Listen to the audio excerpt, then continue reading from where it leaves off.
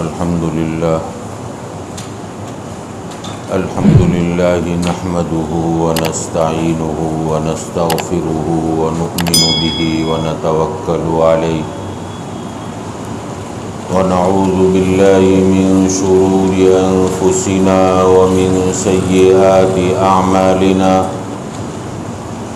ونعوذ بالله من شرور أنفسنا ومن سيئات أعمالنا من يهده الله فلا مضل له ومن يضلله فلا هادي له ونشهد أن لا إله إلا الله وحده لا شريك له ونشهد أن سيدنا ونبينا ومولانا محمدا عبده ورسوله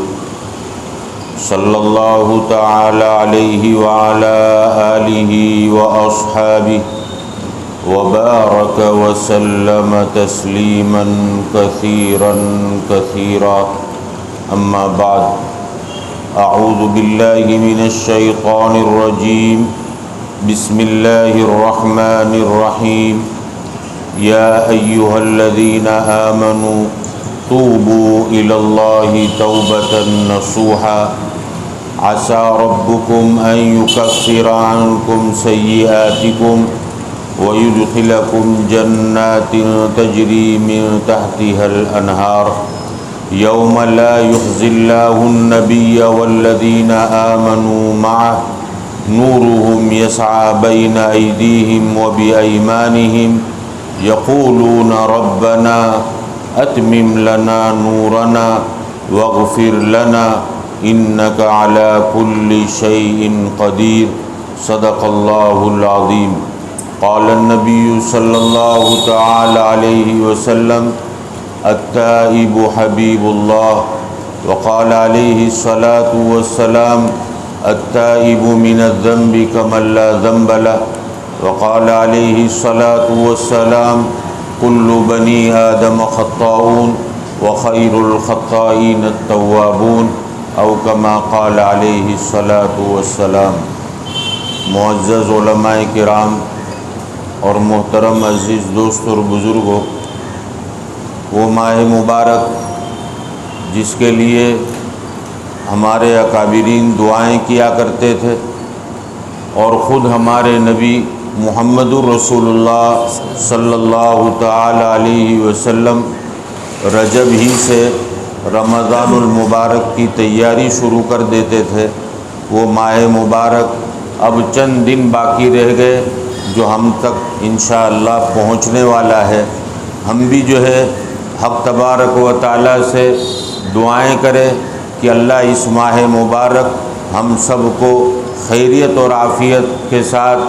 ایمان کے ساتھ نصیب فرمائیں۔ اب اس ماہ مبارک کی کیا تیاریاں ہم نے کی، اس ماہ مبارک میں ہم نے کیا کیا کرنے کے عزائم کیے، اس کو جو ہے تھوڑا از سر نو دہرانے کی ضرورت ہے کہ ہم سچی اور پکی توبہ کر لیں اور بارگاہ الہی میں رو رو کر یہ عرض کر دیں کہ میرے پروردگار اس ماہ مبارک کو تو نے عطا فرمایا ہے تو اس کی قدردانی کی توفیق بھی ہم کو عطا فرما دیجیے۔ ہم نے عزائم کیے ہیں عبادات کے، ہم نے عزائم کیے ہیں گناہوں سے بچنے کے، آپ اس میں ہماری مدد فرما دیجیے۔ جب تک اللہ رب العزت کی مدد شامل حال نہیں ہوگی اس وقت تک جو ہے گناہوں سے بچنا ہمارے لیے بڑا مشکل ہے۔ ہم دیکھتے ہیں کہ نوجوانان نے ابھی سے جو ہے شیطان نے ان کو بہکا کر وقت کو، رمضان المبارک کے وقت کو کیسے ضائع کیا جائے اس کے پروگرامنگ میں ابھی سے لگا دیا۔ کسی نے یہ دعوت چلانا شروع کر دی کہ ہم کیرم کھیلیں گے، کسی نے یہ دعوت چلانا شروع کر دی ہم نائٹ میچوں کا پروگرام کریں گے، کہیں یہ دعوت چلانا شروع کر دی کہ فلانے دن جو ہے میرے گھر پر سب کی دعوت رہے گی، پوری رات ہم حقہ پارٹی میں گزاریں گے۔ شیطان ابھی سے ہم کو پریپیئر کر رہا ہے، لیکن ضرورت ہے اس بات کی کہ نفس اور شیطان کے دھوکے میں ہم نہ آئیں اور کہہ دیں کہ انشاءاللہ میں رب کا بندہ ہوں اور رب کا بندہ بن کر رہوں گا۔ اس ماہ مبارک کی قدر جو کرنی چاہیے انشاءاللہ پوری قدردانی کی اور پوری قدر کرنے کی میں جو ہے کوشش کروں گا، تاکہ کہیں ایسا نہ ہو کہ یہ ماہ مبارک گزر جائے اور خدا نخواستہ عید الفطر میں میرا انتقال ہو جائے اور اس وقت موت سے پہلے میں پچھتا رہا ہوں کہ میں نے ماہ مبارک کو وصول نہیں کیا، اور کہیں ان لوگوں میں میرا شمار نہ ہو جس کے بارے میں حدیث میں فرمایا کہ بڑا بدنصیب ہے وہ جس نے ماہ مبارک کو پایا ہو اور پھر بھی اس کی مغفرت نہ ہوئی۔ تو اس لیے جو ہے سچی اور پکی توبہ، توبت نصوح کہتے ہیں سچی توبہ۔ گزشتہ جو حرکتیں ہوئی اس پر شرمندگی، حال میں گناہ کو چھوڑ دینے کا عزم، حال میں جو ہے گناہ کو چھوڑ دینا اور آئندہ جو ہے گناہ نہ کرنے کا عزم، اور تلافی معافات، چاہے وہ حقوق اللہ سے تعلق رکھتی ہو یا حقوق العباد سے تعلق رکھتی ہو، تلافی معافات کا اہتمام۔ امام غزالی علیہ رحمہ فرماتے ہیں کہ اللہ نے جو ہے تین طرح کے جو ہے انسان بنائے، تین طرح کی جو ہے مخلوق بنائی۔ ایک مخلوق تو وہ ہے جو گناہوں سے پاک صاف اور معصوم ہے، جس میں فرشتے اور انبیاء کرام علیہم الصلاۃ والسلام کی جماعت ہے، اور دوسری مخلوق جس کے اندر شر اور گناہ کا جو ہے اصرار رکھا کہ گناہ تو کر لیا لیکن اس پر اصرار ہے، بار بار ہو رہا ہے، وہ ہے شیطان۔ اور تیسری مخلوق جو ہے جس کے اندر تین چیزیں رکھی، قوت غضبیہ بھی رکھی، قوت شہوانیہ بھی رکھی اور قوت عقلیہ بھی رکھی، کہ کبھی غضب بھی ہے، غصہ بھی ہے، کبھی شہوت کا غلبہ بھی ہے، لیکن ساتھ ساتھ میں قوت عقلیہ رکھی کہ بندہ جو ہے خدا کی طرف رجوع ہو جائے، اے اللہ غلطی ہو گئی آئندہ نہیں کروں گا، اسی وقت اس کو چھوڑ دے۔ تو یہ تیسری مخلوق جو ہے انسان ہے۔ تو انسان کے اندر خیر بھی ہے، شر بھی ہے، لیکن ساتھ میں جو قوت عقلیہ رکھی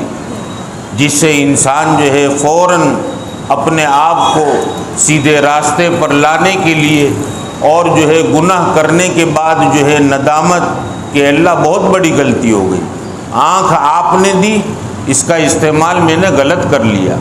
کان آپ نے دیے، میں نے اس میں گانے سن لیے، میوزک سن لی، رمضان جیسا بابرکت مہینہ ہے لیکن جو ہے میرے کانوں کے اندر وہ دھن بج رہی ہے۔ اب جو ہے شیطان نے ایک نیا داؤں کھیلا، وہ یہ ہے کہ نظم یعنی اللہ کی حمد و ثنا اور نعت پاک نبی کریم صلی اللہ تعالی علیہ وسلم کی تعریف، حمد جس میں ہو اس کو نعت کہتے ہیں۔ تو یہ نظم اور نعت کے اندر میوزک لا کر رکھ دیا کہ مسلمان کہیں سے بھی پھنس جائے۔ آپ دیکھ لیں یوٹیوب پر ایسی نعتوں کی بھرمار ہے جس میں میوزک ہے، اور احادیث مبارکہ میں بخاری شریف کی روایت حضرت ابو بکر صدیق رضی اللہ تعالیٰ عنہ فرماتے ہیں کہ یہ میوزک یہ شیطان کا آلہ ہے، تو یہ شیطان کے آلے ہمارا بچہ بھی سن رہا ہے، اور اسی میوزک کی نحوست سے آج بچہ جو ہے مدرسے سے متنفر، اور جتنی بھی چیزیں جو اللہ کے ساتھ جوڑنے والی اس سے نفرت میرا بچہ کر رہا ہے۔ نماز کا وقت ہو گیا سمجھدار بچہ ہے، 7 سال 8 سال کی عمر ہے، باپ کہہ رہا ہے کہ بیٹا اذان ہو رہی ہے، آپ جو ہے اپنا موبائل بند کرو، تو جواب میں کہتا ہے میں تو نعت سن رہا ہوں۔ اذان کا اہمیت، ادب جو ہم اپنے پرانے زمانے میں دیکھا کرتے تھے کہ اذان ہوتی تھی، گھر میں اگر کوئی بات چیت کرتا تھا تو بات چیت بند کر دیتے تھے، اور ہمارے بڑے یہ کہا کرتے تھے بیٹا اذان کے بعد بات کریں گے۔ تو اذان کی کیا اہمیت بچپن سے بچہ بھول گیا، اب روڈ پر سے بھی گزر رہا ہے، کانوں میں جو ہے گانے کی آوازیں ہیں، مسجد کے پاس سے گزر رہا ہے، اللہ اکبر کی صدائیں آ رہی ہیں، کچھ پتہ نہیں، بچپن میں تربیت نہیں ہوئی۔ تو میرے پیارے عزیز دوست اور بزرگ، نعت نبی جس کے اوپر جو ہے ہم جو کچھ بھی کہیں کم ہیں، میرے نبی کی تعریف، ماں عائشہ فرماتی ہے رضی اللہ تعالی عنہا، ما احسن منک لم تر عینی قط لقد خلقت مبرأ من کل عیوب، کہ آج تک اتنا حسین اور خوبصورت چہرہ ہم نے کسی کا نہیں دیکھا جو چہرہ محمد الرسول اللہ صلی اللہ تعالی علیہ وسلم کا، اور آج تک ہم نے ایسا انسان نہیں دیکھا کہ جو تمام عیبوں سے پاک ہو، وہ ہے میرے نبی کی ذات بابرکت۔ ما احسن منک لم تر عینی قط لقد خلقت مبرأ من کل عیوب۔ تو پیارے آقا کی شان میں جتنا بھی کہا جائے، روز اول سے لے کر آج تک جتنوں نے کہا، اور قیامت تک جتنے لوگ آئیں گے سب کہیں گے، لیکن پھر بھی پیارے آقا کی سیرت کو بیان نہیں کر سکتے۔ تو دشمنان اسلام نے یہ دیکھا کہ مسلمان کو میوزک سنانا ہی ہے اور اللہ کی لعنت کا شکار بنانا ہی ہے اور میوزک کا عادی بنانا ہی ہے، تو نعتوں کے اندر اور نظم کے اندر میوزک کی بھرمار کر دی کہ اب بچ کر کہاں جاؤ۔ بڑی ضرورت ہے اس بات کی کہ ہم چوکنا ہو جائیں اور اپنے بچوں کو آگاہ کریں، اور نعت پاک پڑھنے والوں تک اگر ہماری آواز پہنچتی ہو تو ہم ان کو بھی کہیں کہ پیارے آقا کی سیرت آپ بیان کر رہے ہو، میوزک اس میں نہ ڈالا کرو۔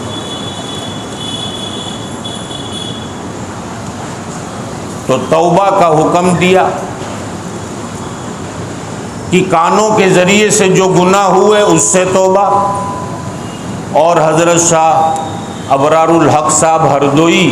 نور اللہ مرقدہ نے بڑی اچھی عجیب مثال دی، فرمایا کہ اگر کسی کمرے میں اے سی چالو ہو اور ساری کھڑکی دروازے کھلے ہوں تو اے سی کا جو فائدہ ہے ٹھنڈک پہنچانا، وہ ٹھنڈک آپ حاصل نہیں کر سکتے، اس لیے کہ کھڑکیاں کھلی ہوئی ہیں۔ تو رمضان المبارک کا جو فائدہ ہے کہ اللہ متقی بنا دیتے ہیں۔ ہم متقی اس وقت بنیں گے جب ہم سارے جو ہے دروازے بند کر دیں گے، آنکھ کا دروازہ بند کہ یہ غلط نہ دیکھے، کانوں کا دروازہ بند یہ غلط نہ سنے، کسی کی غیبت نہ سنے، زبان کا دروازہ بند کہ یہ کسی کی غیبت نہ کرے، تو پھر جو ہے جو تقوی اللہ نے بتلایا وہ تقوی ہم کو حاصل ہوگا رمضان المبارک کی برکت سے۔ اب توبہ کرنے والا جب توبہ کرتا ہے تو ایسا ہو گیا جیسا کہ اس نے گناہ نہیں کیا، تو اب شیطان آ کر، نفس اور شیطان ہمارے ساتھ بیٹھے، وہ کہتے ہیں کہ بھائی جو ہے کسی کا انتقال ہو گیا تو انتقال کے بعد آپ کہتے ہیں کہ یہ تو جنت میں چلا گیا، توبہ کی اور انتقال ہو گیا، جنتی ہو گیا۔ تو بھائی جنت کا فیصلہ تو جو ہے قیامت کے دن ہوگا، اور آپ ابھی سے کہہ دیتے ہیں جنتی، اس کا کیا جواب ہے؟ فیصلہ تو قیامت کے دن ہوگا،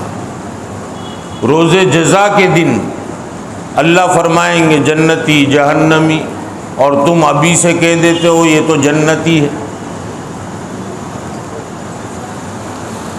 تو اس کا جواب یہ ہے، آج جو ہے ہم اپنے رشتہ دار کو کبھی الوداع کرنے کے لیے ایئرپورٹ جاتے ہیں، کہاں جا رہا ہے؟ بھائی برطانیہ جا رہا ہے۔ کہاں جا رہا ہے؟ امریکہ جا رہا ہے، اور امریکہ پہنچنے میں اس کو کتنے اسٹاپ کرنے، دبئی اترے گا، مانچسٹر اترے گا، پھر وہاں سے پہنچے گا۔ لیکن جیسے ہی ایئرپورٹ سے آپ باہر نکلے،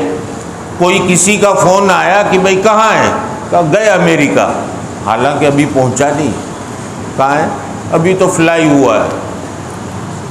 ابھی تو دبئی بھی نہیں پہنچا۔ اور ہم کیا کہتے ہیں؟ بھائی تو گئے امریکہ، بھائی تو گئے برطانیہ۔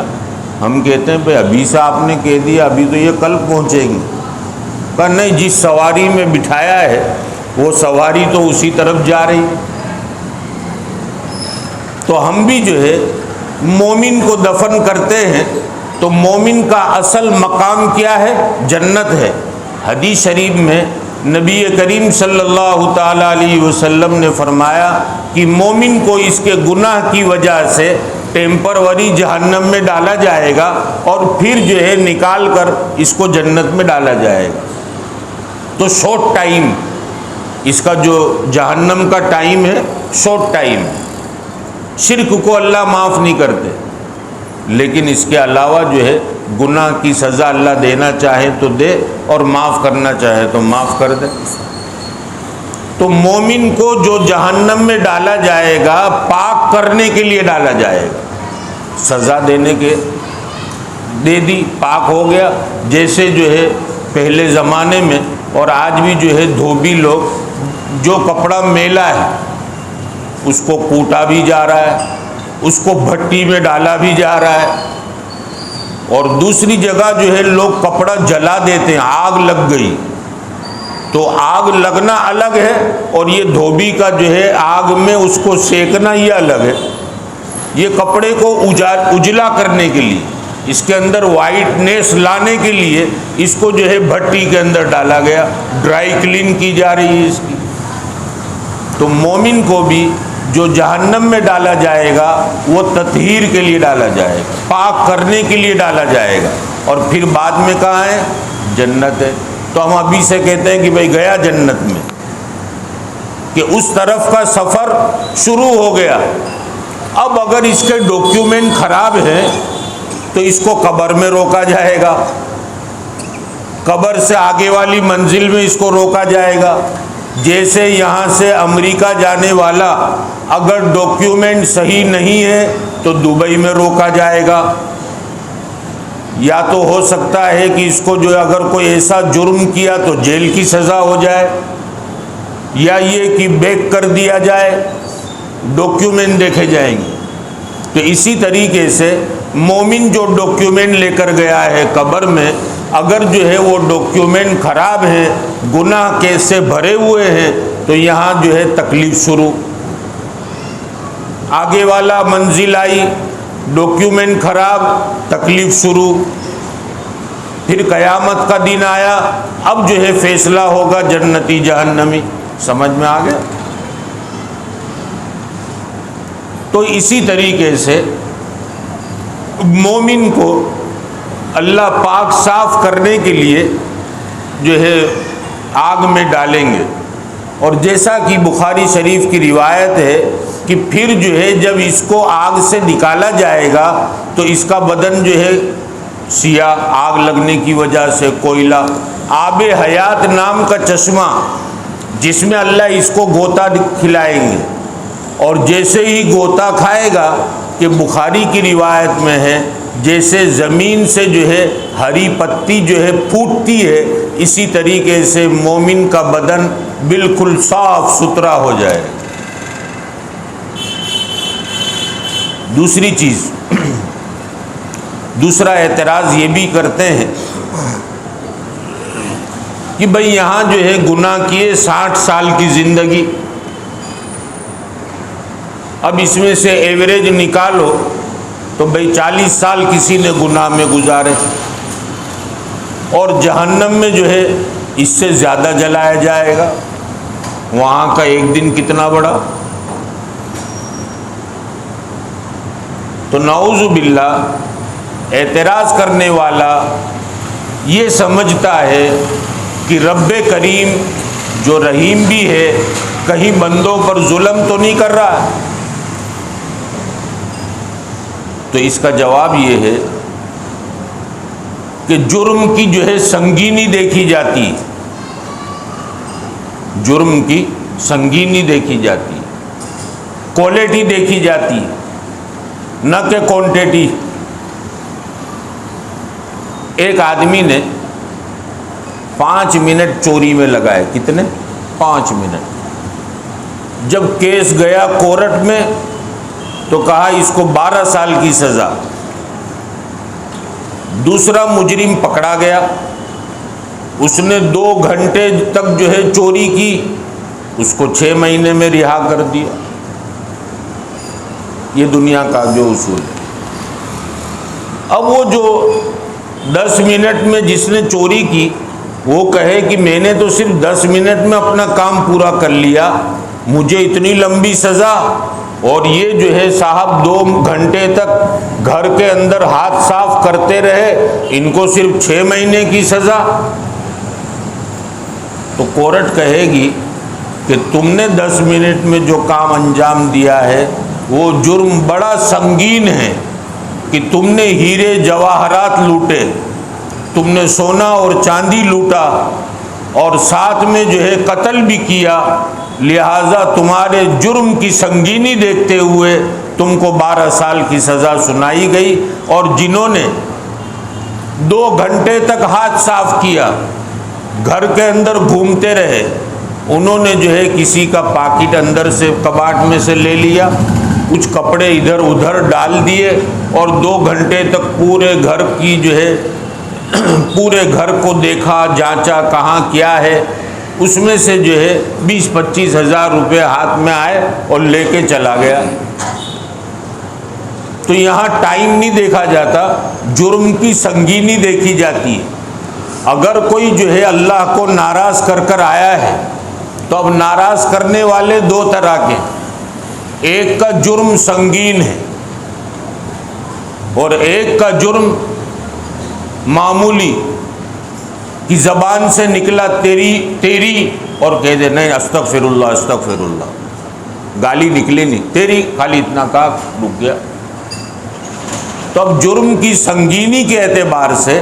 اللہ کہیں گے اس کو ڈالو 40 سال کے لیے پاک کرنے کے لیے، یہ 40 سال تک آگ میں جلے گا تب پاک ہوگا، یہ 10 سال تک جلے گا تب پاک ہوگا قیامت کے دن کے اعتبار سے۔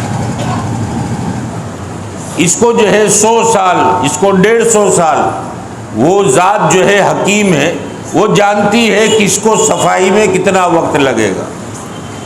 تو لہٰذا جس طریقے سے یہاں جو ہے دنیا کی کورٹ، اس کا جج جانتا ہے کہ اس کو گناہ چھڑانا ہے، گناہ سے نفرت کروانی ہے، تو کیسی سزا دی جائے کہ یہ باہر نکلنے کے بعد جو ہے پھر کبھی اس جرم کی طرف آنکھ اٹھا کر نہ دیکھے۔ سمجھ میں آ گیا بھائی؟ ہمارے نوجوانوں کو اکثر جو ہے اس طرح کے اعتراضات رہتے ہیں، میں ان سے کہتا ہوں کہ علماء سے مل جل کر رہو، اپنے گوگل پہ سرچ کر کر جو ہے آپ اپنی زندگی کو تباہ نہ کرو۔ گوگل پر اپلوڈ کرنے والے کون لوگ ہیں معلوم نہیں، ہو سکتا ہے یہودی ہو سکتا ہے نصرانی ہو سکتا ہے، جیسا کہ آج کل تو بہت دھوکہ دیا جا رہا ہے، نیچے لکھ دیا بخاری۔ ہمارا پڑھنے والا طالب علم، ہمارا پڑھنے والا اسٹوڈنٹ یہ سمجھتا ہے کہ یہ روایت بخاری کی ہے، اور یہ واٹس ایپ پر آگے جو ہے ہندی کر فارورڈ کر رہا ہے، رومن انگلش میں فارورڈ کر رہا ہے، کہ چلو حدیث کی میں اشاعت کر رہا ہوں، تبلیغ کر رہا ہوں، لیکن ہمارا نوجوان یہ جانتا نہیں کہ اپلوڈ کرنے والے نے دھوکہ دیا ہے، یہ روایت بخاری میں کہیں بھی نہیں۔ لہذا پہلے علماء سے پوچھے کہ یہ روایت صحیح ہے، آگے فارورڈ کر سکتا ہوں، نہیں تو اس سلسلے میں بڑی سخت وعید ہے۔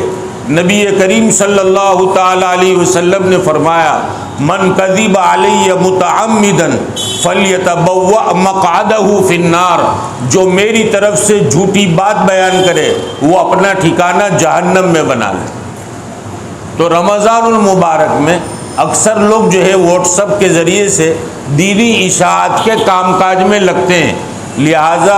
میں نے جو ہے ضروری سمجھا کہ رمضان سے پہلے اس کا بھی مذاکرہ ہو جائے تاکہ جو ہے فارورڈ کرنے سے پہلے ہم احتیاط کریں۔ علماء سے پوچھے کہ یہ کیا ہے؟ جیسے کئی سالوں سے ایک روایت چل رہی ہے کہ رمضان کی فلانی رات کو کسی نے اتنی رکعت نفل نماز پڑھ لی تو پوری زندگی کی قضائے عمری کا ثواب، بہت چلی ہے۔ لیکن جب علماء تک پہنچی، علماء نے جمعہ کے بیانات میں اس کی جو ہے رد کرنا شروع کیا، اب جا کر جو ہے کچھ رکا ہے۔ ابھی بھی میں نے موبائل میں دیکھا، ابھی بھی آ رہے ہیں۔ تو پیارے عزیز دوست اور بزرگوں، کہیں مسلم شریف کی جو ہے لفظ دیکھ کر ہم دھوکے میں نہ آ جائیں۔ ابو داؤد،